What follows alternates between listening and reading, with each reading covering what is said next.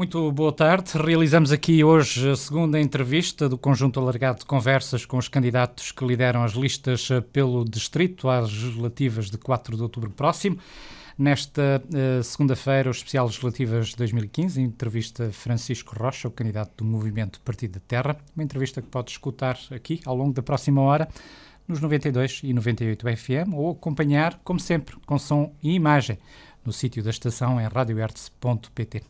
Francisco Rocha, bem-vindo, uma boa tarde. Francisco Rocha é reformado, 57 anos de idade, reside em Abrantes. O que é que o leva nesta fase da sua vida, uma vez que já não exerce diretamente a atividade profissional, a apresentar-se como cabeça de lista do Movimento Partido da Terra pelo Distrito? Eu achei que estava numa altura, não podia mais ficar indiferente a esta situação que se vem arrastando ao longo de 40 anos. Mas maiormente o que se passou nestes últimos 4 anos e as dificuldades acrescidas, os sofrimentos que foram infringidos ao nosso povo, daí que não podia ficar indiferente e tentei avançar. Portanto, é um modesto contributo, no mínimo para acicatar as consciências daquilo que se tem acontecido e propor algumas soluções, porque são possíveis, no sentido de minimizar todos estes 4 anos e todos os sacrifícios que foram imputados à população e ao povo, maiormente a certos estratos da sociedade, idosos, reformados, funcionários públicos. Isto espero não ter excluído propositadamente alguém, mas que sentiram na pele as dificuldades que este governo nos impôs. Movimento Partido da Terra porquê, em concreto? Porque faz parte do nosso ADN uma componente, para além do humanista somos um partido conservador, há uma componente muito grande de ecologista, daí e dos valores da terra e dos recursos e da sustentabilidade, de maneira que é uma das componentes, aliás, um dos 4 pilares da ideologia do nosso partido e daí o facto de se referir isso justamente, não é? A Partido da Terra, é isso que pretende. Se tivesse que colocar no espectro político, digamos assim, estaria mais ao centro, mais para a esquerda, mais para a direita? Como é que se colocaria neste momento? Essa é uma boa questão, porque e uma das grandes virtuosidades do Partido da Terra é justamente estar ao centro. Com isto referimos-nos que é uma mais-valia, porque nesta altura em que há uma dicotomia entre uma dualidade entre um PS e um CDS e o PP, acho que o MDP, Partido da Terra, se sentou no meio, é um partido que pode muito bem viabilizar políticas de esquerda ou de direita e se constitui como um partido de charneira que facilita justamente a governação. Portanto, é uma das coisas que eu acho que é interessante pensar que na eventualidade de não haver uma maioria significativa, é um bom partido para fazer uma coligação de um lado ou do outro, viabilizando aquilo que de bom é na esquerda ou que é na direita. Portanto, não temos essa visão manicaísta do mundo e achamos que, desde que sejam boas ideias, que se proteja a linha ideológica do partido e os fundamentos e aquilo em que acreditamos, é muito possível viabilizar essas políticas quer de esquerda, quer de direita, de maneira que, respondendo à sua, eu acho que é mesmo um partido de centro. Efetivamente, com propriedade, é um partido de centro. Hoje as questões ambientais já não têm ou não marcam, digamos assim, a agenda política como no passado, e quando se fala de Movimento Partido da Terra, já o aqui referiu, esses valores, digamos,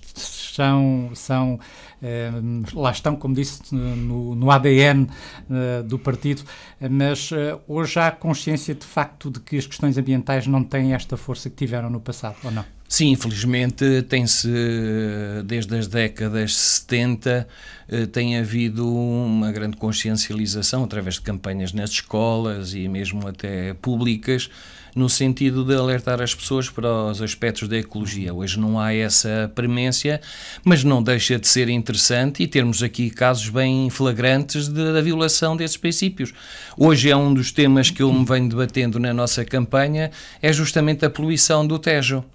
A falta de água e, portanto, é uma questão que atravessa muitos concelhos e vários distritos, mas que é recorrente a questão da poluição do Tejo. Ora, muito embora haja toda essa preocupação, às vezes aquilo que é escrito no espírito da lei não é compreendido e não é posto em prática com uma desvirtuação dos benefícios que podia as questões ambientais trazer para as populações. Não é só pescadores, porque é capaz de não ser assim tão displicente o número de pescadores que vivem do Tejo, mas seguramente que utilizam praias fluviais e até uma questão de turista, isto tem afetado a nossa população. E é um dos temas que eu tenho trazido. Ainda ontem me perguntava qual era um dos 5 temas, era justamente esse, o da ecologia e nomeadamente aqui a questão do Tejo. Há que repensar a questão da gestão da água e sinto com preocupação, às vezes o ânimo leve com alguns municípios lidam com esta questão. E quando há meios até a nível de governo mais que consolidados no sentido de fazer prevalecer a questão das águas e a qualidade da água.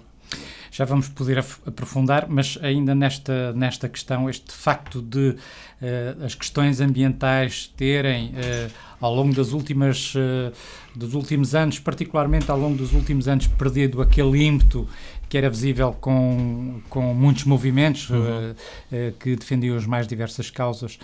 Não há aqui um esvaziar também daquilo que seria, que é o ADN base do movimento Partido da Terra, ou ele está, digamos, a reformular-se ou acompanhou essa evolução? Eu acho que não, concordo consigo, portanto trata-se de uma questão de evolução. Naturalmente que as questões eram mais prementes aqui há uns anos, não serão agora, mas não deixa de não haver temas e de luta, não é? Verificamos que, portanto, quando se trata de resíduos, já muito foi feito, com hectares, com locais de recolha de resíduos, tratamento, houve muito de facto que... Mas o que posso assegurar-lhe é que ainda há muito para fazer nessa matéria, não é? Não estamos assim tão longe de questões importantes. Este caso que lhe falei do Rio Tejo é seguramente um dos aspectos a ter em consideração. Claro. O Movimento Partido da Terra tem como lema fazer diferente. Como é que então se pode fazer diferente, tendo em consideração que este é um partido pequeno, quer queiramos, quer não, e que não tem, digamos, não tem tido a experiência de poder. Como é que se pode fazer efetivamente diferente? Nós, de facto, não temos aspirações de formar governo. Temos aspirações, sim, de consolidar a nossa posição no terreno e acho que está dentro do nosso alcance a eleição de 4 a 5 deputados. Portanto, isso é o que as sondagens e os estudos nos têm apontado, que é possível. De maneira que, quando me põe essa questão, eu devo dizer-lhe que têm sido exigidos ao povo português muitos sacrifícios, mas não é muito difícil fazer diferente. E desde logo pelo seguinte, é que há grupos que foram quase intocáveis, não é? As mais-valias em bolsa não são tributadas, as grandes fortunas não são tributadas, a questão técnica do fisco também ainda não foi aprimorada, portanto há aqui uma série de coisas que possibilitam que se possa arranjar dinheiro para satisfazer necessidades que agora estão a ser quase retiradas às populações. Portanto, é possível, sem grandes cortes, fazer diferente, justamente aplicando uma boa política de gestão financeira, ir de facto às gorduras do Estado e tributar, com certeza, grupos que têm tido um tratamento privilegiado com a crise. O nosso povo é que não, esse não, perdeu direitos. Algumas das conquistas de Abril, nomeadamente a nível da saúde, têm sido paulatinamente cerceadas ao nosso povo. Temos que repor isso. Cortes na função pública, cortes nas pensões, uma coisa que seria impensável a nível da União Europeia, portanto obriga-nos a repensar e há que recriar todas essas dinâmicas no sentido de compensar as pessoas. Portanto, é possível fazer de facto diferente, utilizando meios um pouco diferentes, mas que no final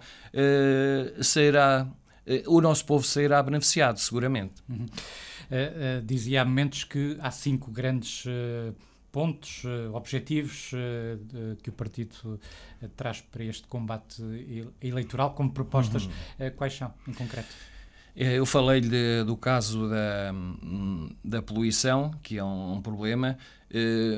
Seguramente não é o mais preocupante.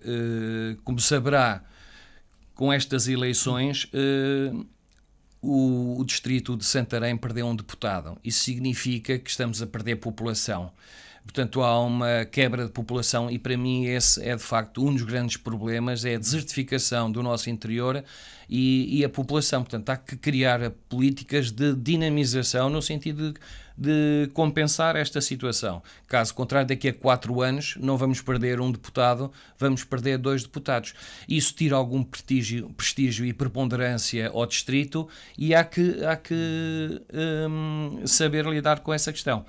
A terceira tem a ver com a sustentabilidade, portanto, o aproveitamento dos nossos recursos,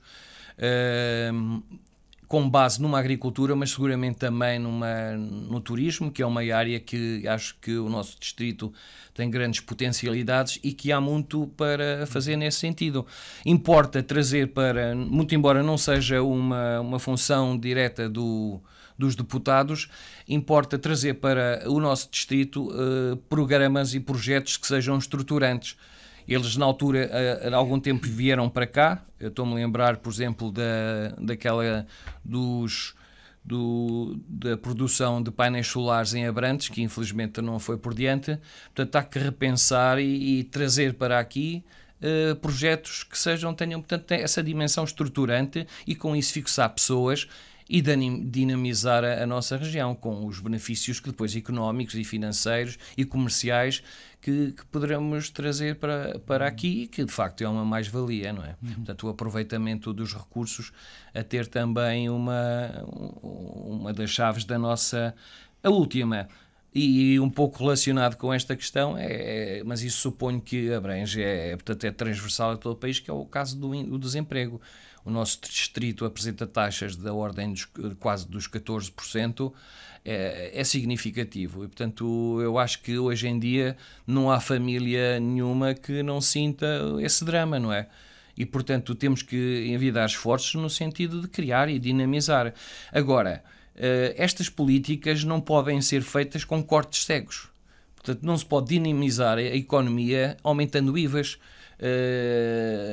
reduzindo os salários das pessoas, porque isso vai diminuir o consumo e deixar dinamizar um pouco do consumo interno, que poderá ser uma das vias para dinamizar a nossa economia. Já que fala do IVA, por exemplo, o caso do IVA da restauração, que posição é que o Movimento Partido da Terra tem? Eu acho que em muitos casos, e nesse justamente... E este é um caso muito importante para o distrito também, exatamente. Portanto, é um caso, esse é de facto um caso que seria de repensar o abaixamento do IVA, porque junto com a restauração existe uma questão de emprego muito importante. A dimensão que a restauração pode trazer em termos de emprego, e aí justamente na criação de emprego, era o abaixamento do IVA.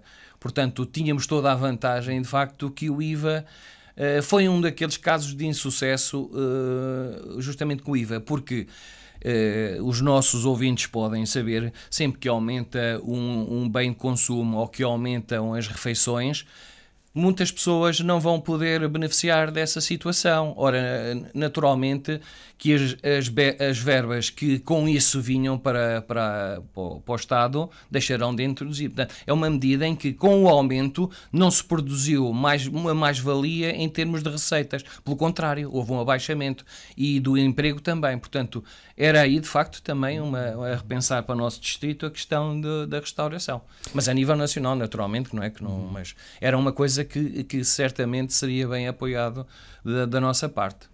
Não esquecemos que, de facto, isto são eleições de âmbito nacional, embora, obviamente, importantes para o distrito como um todo, e que, por exemplo, questões como essa da diminuição de deputados diminuem também a influência do distrito junto dos órgãos decisórios, neste caso junto à Assembleia da República, e por falar em Assembleia da República, o Movimento Partido da Terra tem falado também, e vem falando agora particularmente, da necessidade de uma maior transparência deste órgão, mas também de outros órgãos representativos do país.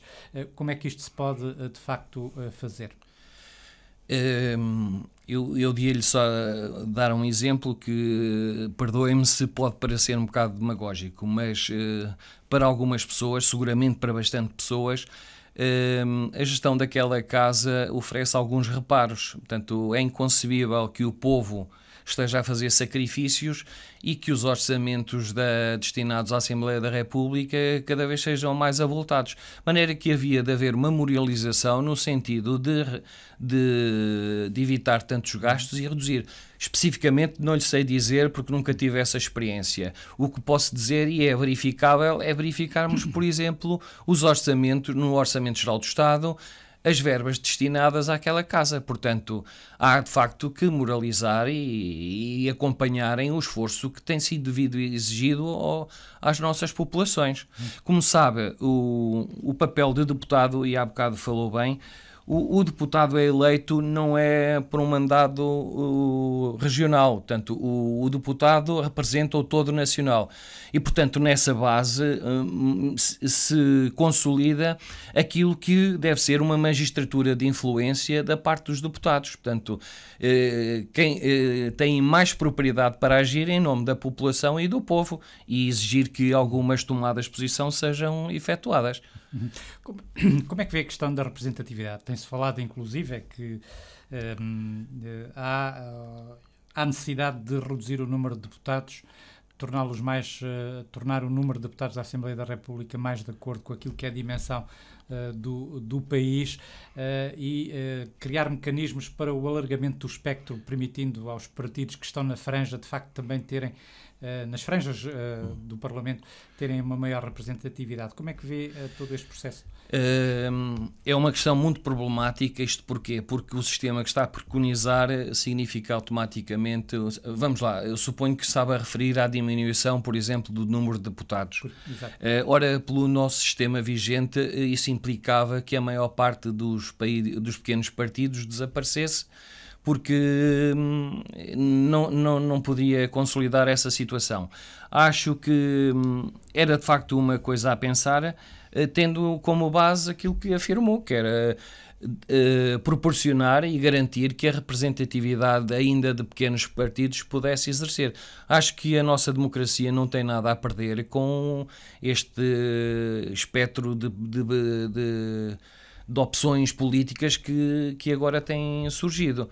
Estas eleições, por acaso, é interessante, suponho que nunca houve tanta adesão, e espelham bem essa dinâmica. Eu acho que é importante porque quando verificamos que há movimentos de cidadãos que se juntam para defender determinadas causas, que vão desde os animais até outras questões bem específicas, é salutar para esta dinâmica de democracia e de vivência. Portanto, há que saber aproveitá-la e sair um pouco daquela, como lhes falava há bocado, desta ideia manicaísta que só entre 2 ou 3 partidos resolve as questões.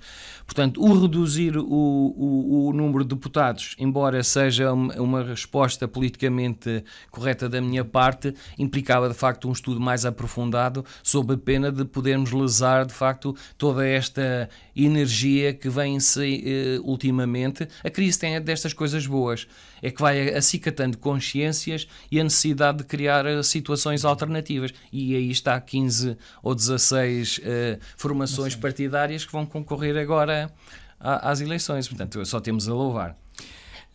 Um processo que é repetidamente sim, de 4 em 4 anos. Sim.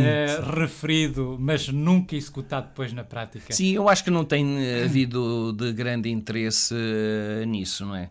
Porque naturalmente que se os grandes partidos fossem abrir mão dessa questão, estariam a pôr em causa a sobrevivência do próprio sistema. E hoje, quando analisamos como é que as coisas são geridas, quer a nível nacional, quer a nível local, nós vemos que há uma divisão de favores, de taxas, peço perdão de estar a utilizar, mas portanto há um pagamento que advém dessa situação. E que naturalmente os partidos não têm essa clientela, queria eu dizer, portanto há uma clientela muito própria dos partidos que depois se dissemina por todo o país e que vai garantindo a sobrevivência do sistema. E portanto é muito difícil mexer nessa questão e eles não abrem mão seguramente disso, não é? Porque era cavar a própria sepultura.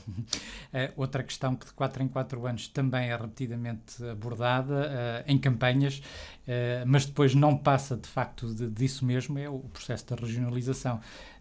Como é que o Movimento Partido da Terra vê este assunto? Pois é curioso, eu agora estava aqui a título até de brincadeira. As coisas só são trazidas à colação ao fim de 4 anos e mesmo assim não é em 15 dias e mesmo assim seguramente é em 2 ou 3 debates. A regionalização, mais uma vez, não querendo estar a ser politicamente correto, tem muitas vantagens, mas tem muitas desvantagens. E uma que se veio de repente à memória foi o facto de que nós temos partes do nosso território que são extremamente ricas, mas temos partes do nosso território que são extremamente pobres. E a regionalização ia justamente potenciar essa situação em detrimento das regiões mais pobres. Acho que o todo nacional merece uma solidariedade de uns para com os outros e podermos resolver a situação. Uma das tentativas que foi feita e que eu acho que de alguma forma boa é as CCDRs que, portanto, localmente vão gerindo e dinamizando alguns polos de interesse. Era uma questão de potenciar essas instituições, já que elas existem, garantindo-lhes verbas mais importantes e dando-lhes mais relevância na definição de projetos regionais. Caso também das comunidades intermunicipais. Exatamente, era essa, exatamente. O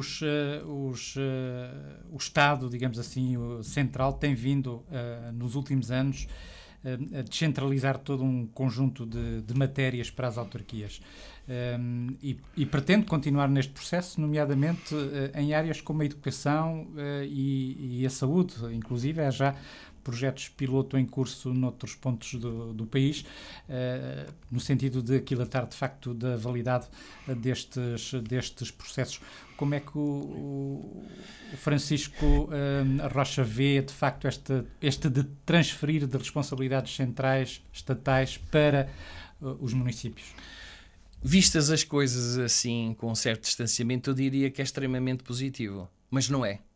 Não é, justifico a minha dúvida pelo seguinte: eu acho que é uma tentativa de aligeirar a responsabilização que o Estado tem em determinadas matérias. E foi justamente um dos casos onde isso é mais paradigmático, que é o que está a fazer à educação. Eu não sei se não será a transferência de responsabilidades para as autarquias e um aligeiramento da parte central que não vai trazer benefícios à essa transferência de responsabilidades a nível regional. Eu estou-me a lembrar, ainda é bem recente, toda uma polémica no sentido de que professores fizessem parte também dessa regionalização e tanto a nível da escola, quando foram submetidas a escrutínio, portanto todas essas razões foram desmontadas e, portanto, suponho que nenhuma terá aderido a isso. Portanto, houve algumas transferências, é um facto, mas foi a nível de funcionários da ação educativa, a nível de professores, isso não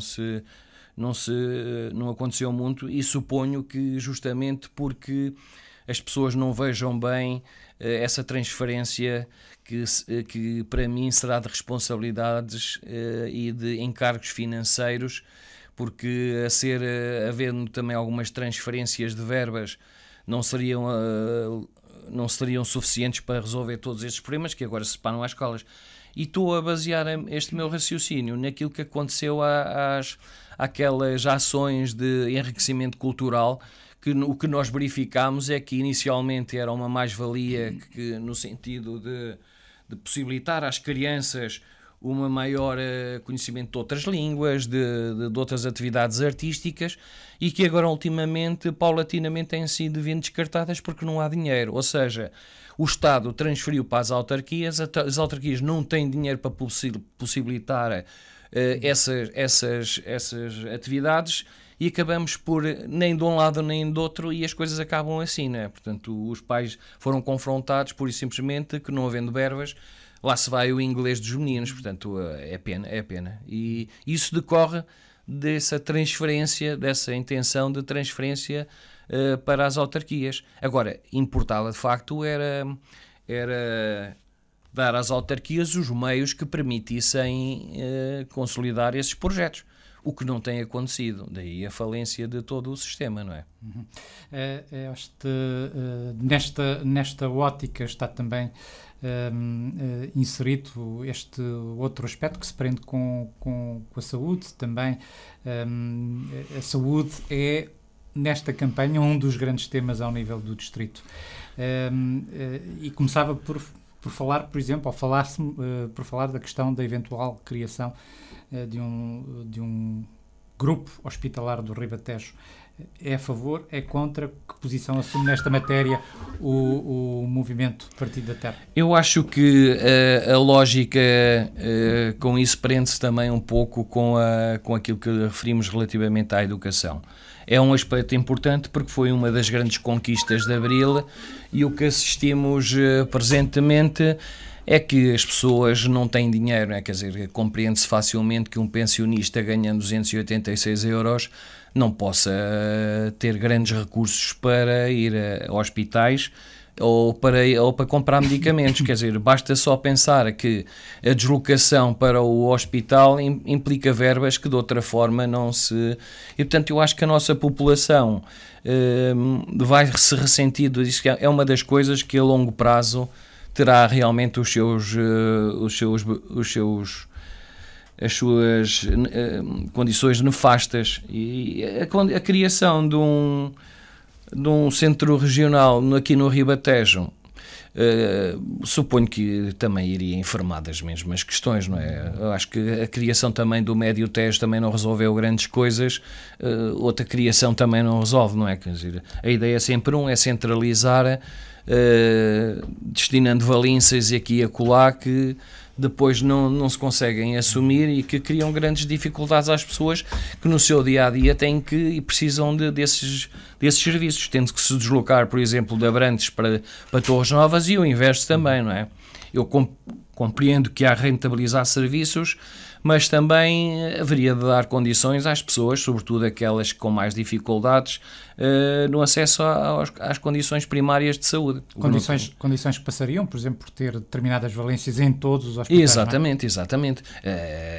Com certeza compreenderão, quer dizer, quando falamos de pediatria, haveria até pediatria em todos os lados, não é? E outros, não estou agora, não sou médico, não sou grande coisa, mas exatamente, uma urgência, não é? Uma emergência médica, devia haver, e não há, portanto, cria dificuldades. E depois toda esta coordenação ainda deve consumir mais meios técnicos e humanos para coordenar estas coisas que a nível pontual poderiam ter outra decisão mais rápida e mais célere, com benefícios para os custos depois de saúde, não é?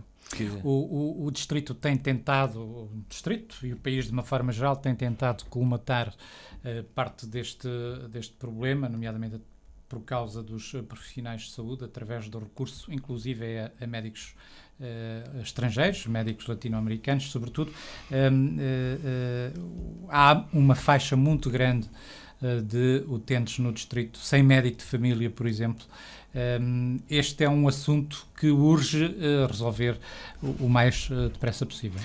Olha, falou num aspecto que eu não tenho médico de família, curiosamente. Não tenho médico de família. Eu suponho que o médico que era o meu médico anterior se terá reformado e presentemente não tenho. Também não fui contactado por nenhuma entidade do setor no sentido de me possibilitarem outro médico. Não sei como é que se processa. O facto é que, quer pessoalmente, quer com a minha família, não temos médico de família. Os outros médicos, depois vamos assistir ao seguinte, quer dizer, nós andamos a formar médicos que depois vão para a Inglaterra, não é? E médicos, como eles diziam de uma maneira muito engraçada, quer dizer, é bom, mas depois vão para a Inglaterra, e é o que acontece, não é? Depois temos que estarmos a recorrer de médicos de outras nacionalidades quando podíamos tê-los aqui, já que os formamos, e parece que as nossas faculdades têm grande respeitabilidade em termos de formação, quer de enfermeiros, quer médicos. Portanto, mais uma vez, é uma questão de planeamento. Estamos a formar pessoas que depois não vamos... Isto está tudo a sair do bolso dos contribuintes e depois não podemos dar possibilidades de trabalho a essas pessoas e acabam por sair. E depois vamos ter que recorrer, porque de facto não se compreende. É mais uma das coisas que as pessoas estão a perder. Todos os dias assistimos na televisão a grupos de populações que se mobilizam no sentido de reclamar aquilo que é um direito natural, que é ter direito à assistência médica. E foi uma das grandes conquistas do Abril, como eu vou já repetir várias vezes, e que nos arriscamos a ver perdido porque é tudo uma questão economicista, não é? Quer dizer, quando há necessidades com a saúde, tudo vale, desde aumentar as taxas de moderadoras até aumentar os descontos para a ADSE. Tudo para pagar, portanto, já vimos que não resulta, não passa por aí as coisas. Portanto, tem que ser repensado todo esse sistema, não é? Há que reforçar o Serviço Nacional de Saúde. Sim, pelo menos trazê-lo até àquilo que já foi. Exatamente. Foi conseguido, portanto não vejo porque possamos perder qualidade. Outros argumentarão que não, que em termos de qualidade mantém-se, mas de facto o cidadão comum, daquelas conversas que temos aqui e acolá, lá vem o caso de não ter médico de família, não poder ir porque não tem dinheiro, as farmácias a queixarem-se que são vendidos medicamentos a crédito. Essas questões têm que nos fazer pensar, e é justamente pensar essas pessoas, portanto é apelar para as pessoas que compreendam que quem está a fazer estas coisas já esteve lá há 40 anos. Portanto, já era tempo das pessoas verem de facto quem é que zela ou não zela pelos interesses, os seus interesses pessoais. Há grupos de risco, os nossos idosos, as crianças, que têm que ser acarinhados e protegidos. E portanto há que olhar com eles com a devida atenção. Não podem ser, não é só os ativos que... Há que pensar nessas pessoas. Há coisas que foram feitas, não foi para dar lucros, não é? E hoje, ao reduzirmos tudo a números, estamos a pôr em perigo largos setores da nossa população, da nossa atividade, nomeadamente da cultura. E outros aspectos são importantes que não se fizeram para dar lucro. Ora, nós temos que todos ter a nossa cota parte para fomentar essas coisas, porque faz parte também da nossa identidade cultural e da nossa matriz. Temos que acarinhar isso. O setor justiça é outro que tem estado nesse campo, digamos assim. Só me vai faltar a defesa. Quase. Mas, a história é a mesma, portanto foram tiradas valências aqui, não é? Também sofremos isso, obrigando as pessoas a fazer largos quilómetros para poder resolver, não é? O Sítios parece que entrou em colapso já há vários anos, não se percebe se aquilo está a funcionar, se não está a funcionar. Enfim, olha, é mais uma... já temos 3, a educação, a saúde e agora a justiça. A defesa também não dará muito por longe daqui, não é?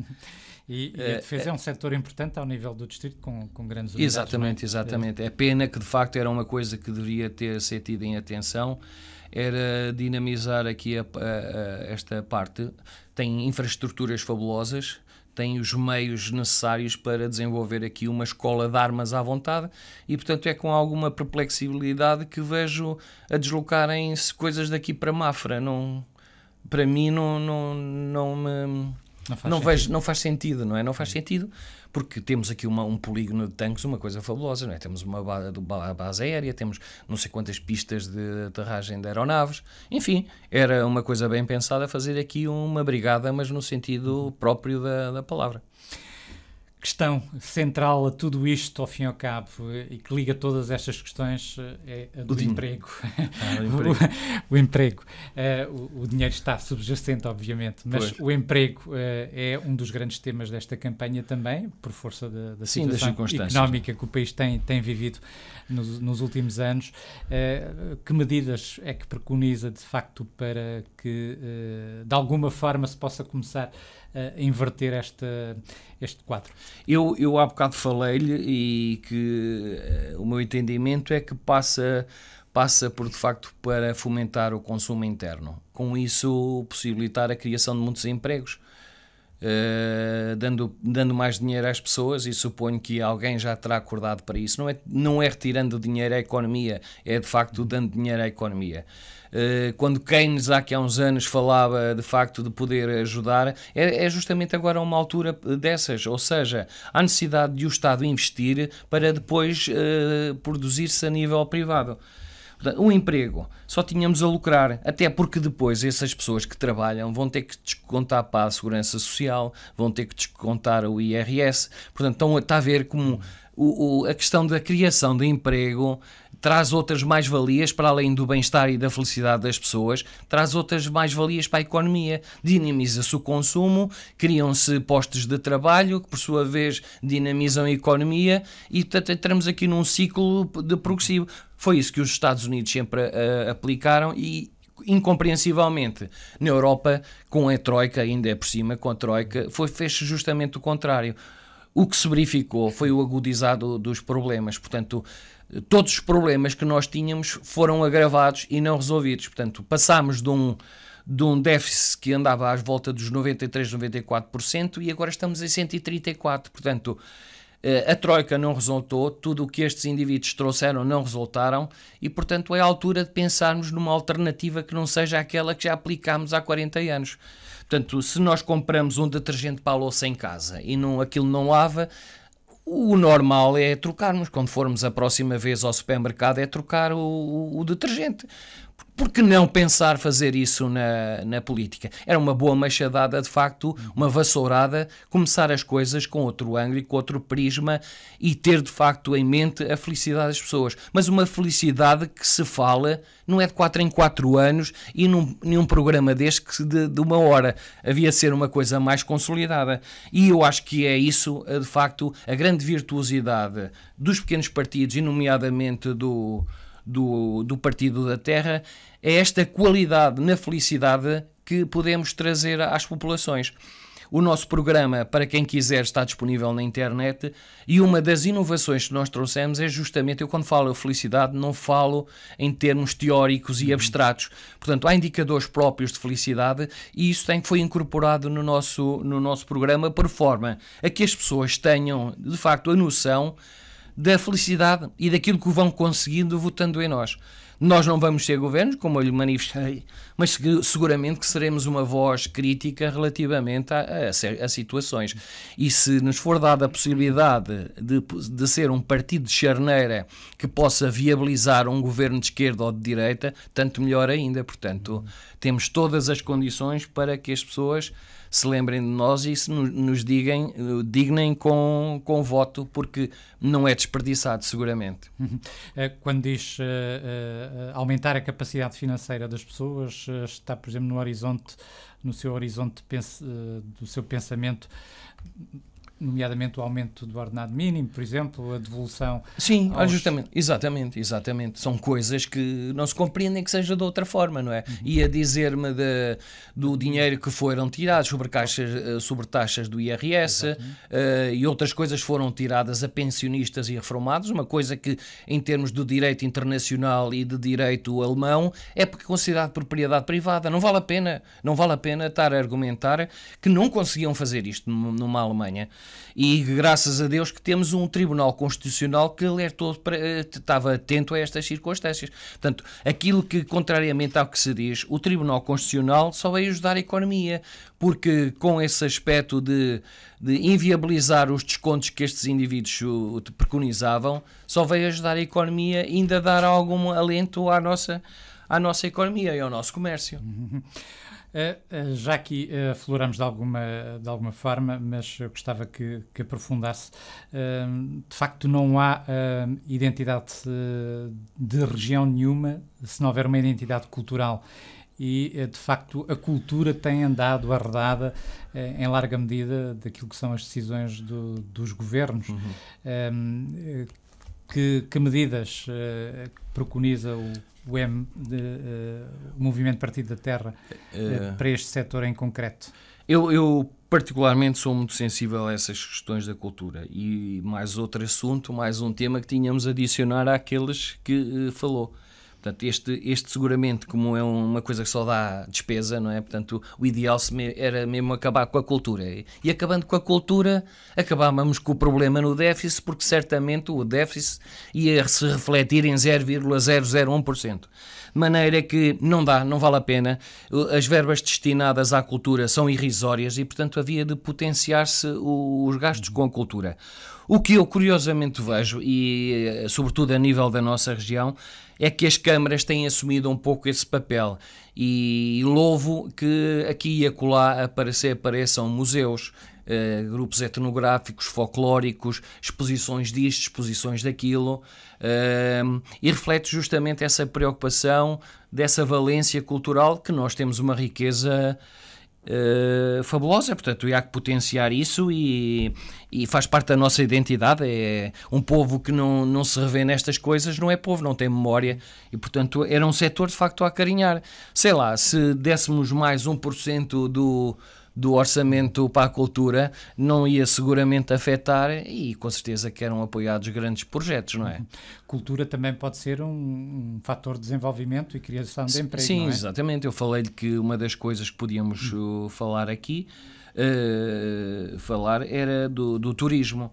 A nossa região tem condições fabulosas para criar a nossa riqueza gastronómica, a nossa etnografia, a nossa cultura, enfim, montes de situações que realmente podiam ter potencialidades e têm pernas para andar. Portanto, acho que sim, porque isso também, obviamente, que iria criar empregos. Não 100 mil ou 200 mil, como alguns preconizam, mas seguramente que iam criar bastantes empregos. E era uma maneira de dinamizar as nossas populações e de refletir sobre aspectos da nossa culturalidade e da nossa identidade que só tínhamos todos a lucrar.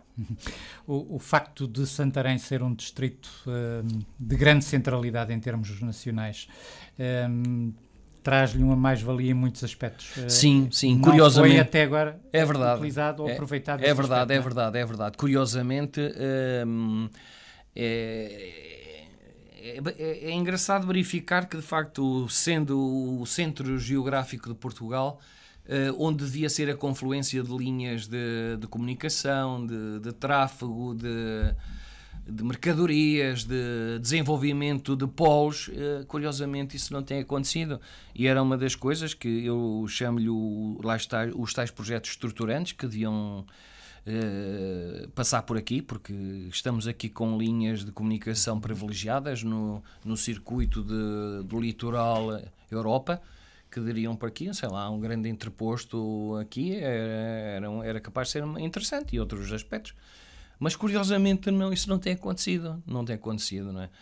Suponho que agora com as scooters terá, talvez, dificultado toda essa mecânica. Não sei, mas que Abrantes devia ter a preponderância que teve em outros tempos, sim, de facto. E justamente o facto de estar no centro de Portugal. O que só teria é o coração de Portugal, só teríamos a beneficiar com isso. O Estado Central, nas suas grandes opções, também tem vindo a ignorar, e ignorou no último, na elaboração do plano de grandes obras, uma vez mais o Distrito. Há aqui uma intencionalidade, digamos assim, ou não? Não, suponho que não há intencionalidade. A questão é, lá está, vamos bater sempre na tecla dos números.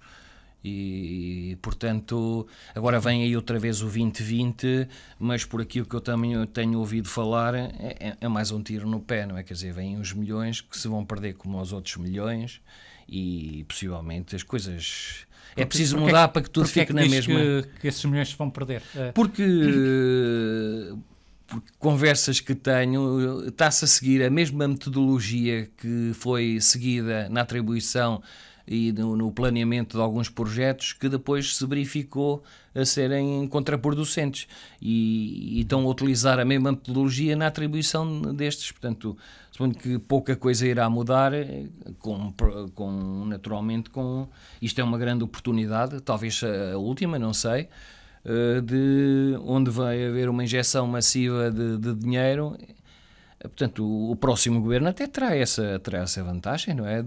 Tem fundos acrescidos para desenvolver e, sobretudo, a nível regional. Daí que, mais uma vez, ter preocupação das pessoas quem nós vamos escolher como nossos representantes, no sentido de pugnar por aquilo que são as regiões e deixarmos a macrocefalia de Lisboa.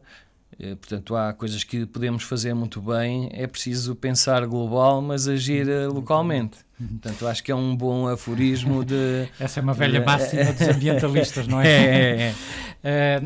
Ainda não tivemos a oportunidade aqui de abordar o assunto, mas colocava-lhe a questão agora.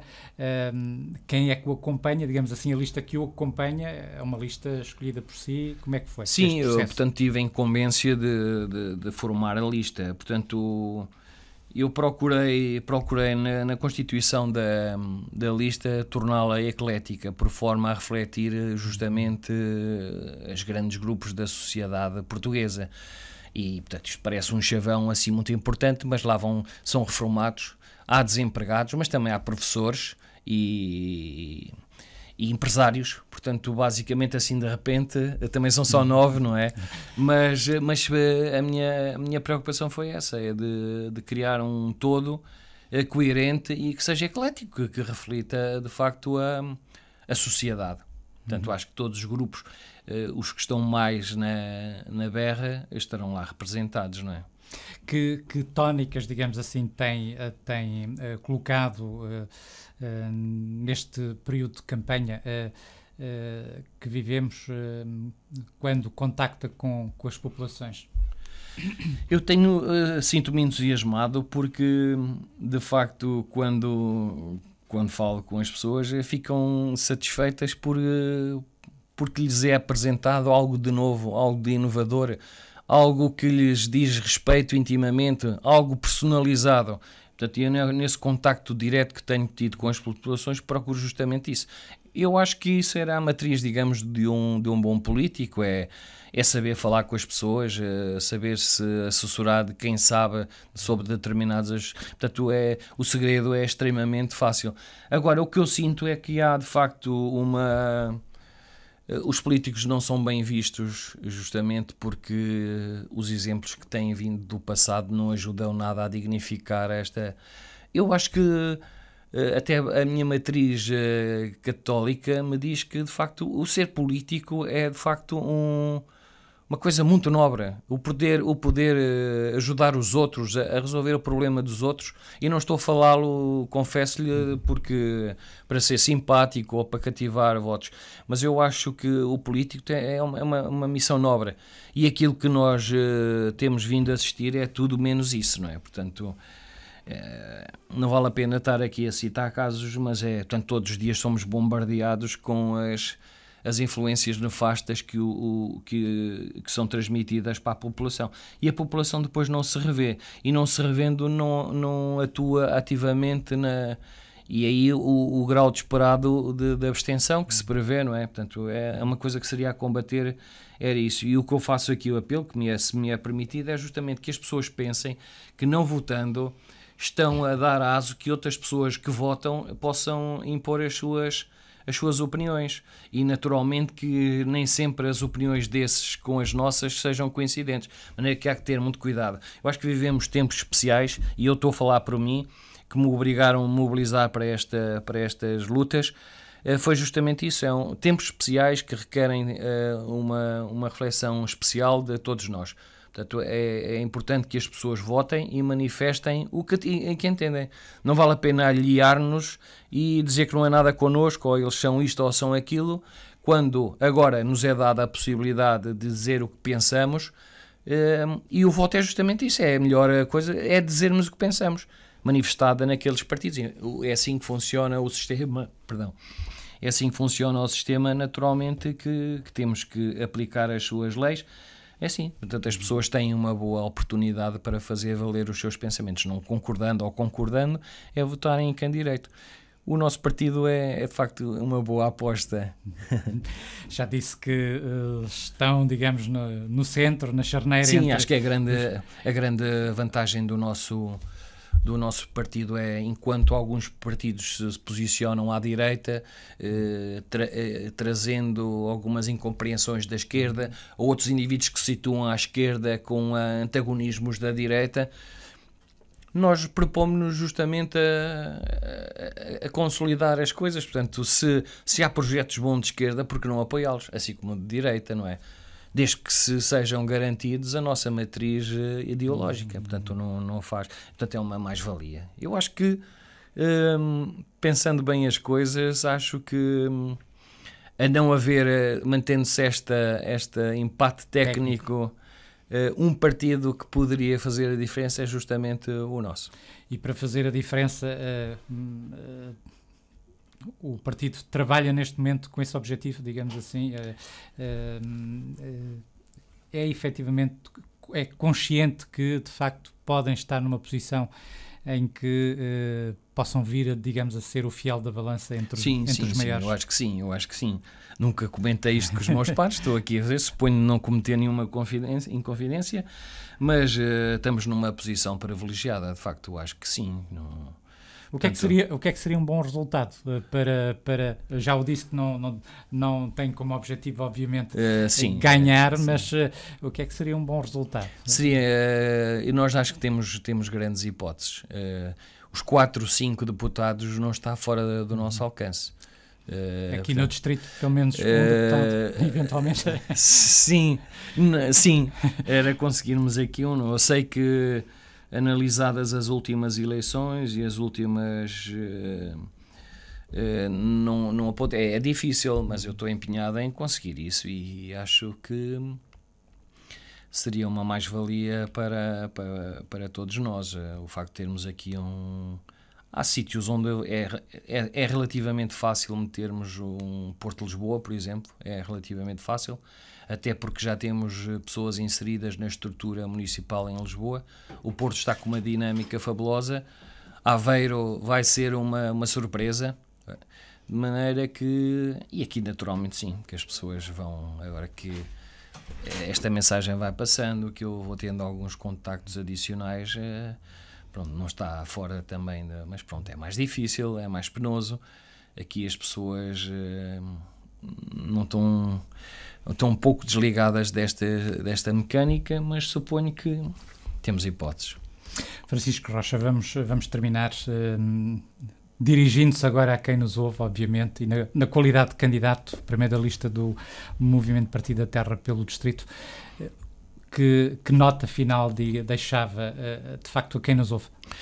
O que eu gostava de salientar é o facto de as pessoas pensarem naquilo que lhes aconteceu nas suas vidas ao longo destes 40 anos que passaram, mas sobretudo nestes últimos 4 anos, as dificuldades sentidas, o dinheiro que não chega ao final do mês, os problemas com os filhos, os idosos que não têm lares, que não têm assistência, enfim, uma série de situações que ultimamente não foram benéficas para, com certeza, muitos de nós.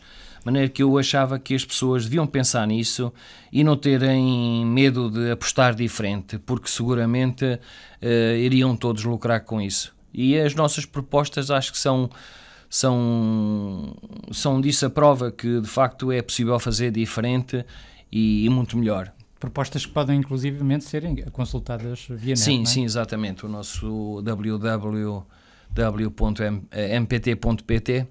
portanto, terão lá não só o acesso ao nosso programa, mas, portanto, a mais informações que achem pertinentes para poder consolidar o conhecimento das pessoas para votarem em consciência. Também existe no Facebook uma página onde poderão colocar perguntas aos candidatos, constituintes da lista, enfim, uma série de atividades que poderão ser acompanhar diariamente no site. Uhum. Muito bem, foi um prazer. Francisco Rocha. Muito obrigado. Francisco Rocha, o candidato, o primeiro nome da lista, candidato do Movimento Partido da Terra, o convidado então deste especial legislativas de 2015. Vamos então ficar por aqui, já sabe, vamos estar de volta com outras candidaturas, neste caso já na próxima quarta-feira. Fique bem, fique com a ERTS.